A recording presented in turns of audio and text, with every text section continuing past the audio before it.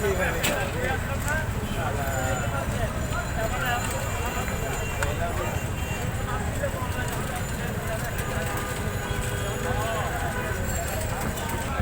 বলেন যে কোন কোন কষ্টের জন্য আপনি এই পথ বেছে নিয়েছেন?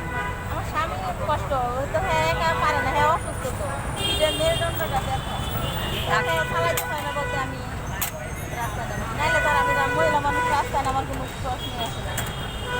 হ্যাঁ হ্যাঁ, এটা তো অবশ্যই, মানে শুধু এই স্বামীর জন্য আর সন্তানের জন্যই। বাচ্চা কাচ্চারা যাতে মানুষ করে তুই যেতে পারে এটাই আর কোনো আশা নেই। অবশ্যই অবশ্যই। যাক, তা আপনার কষ্ট হয় না এই কাজগুলো করতে? কষ্ট, কত মানুষের কত কথা শুনতে হয়, রিক্সাওয়ালা গো এই গোর সেই গোর, পাবলিকের কোনো কথা শুনি না, শুধু রিক্সাওয়ালা গোর এই সমস্যা। কিন্তু আপনারা তো কেউ টাকা পয়সা দিয়ে সাহায্য করবে না, কেউ না। সবাই তো কথা বলতেই পারবে, কিন্তু এই সাহায্যটা তো আর কেউ করবে না, তাই না?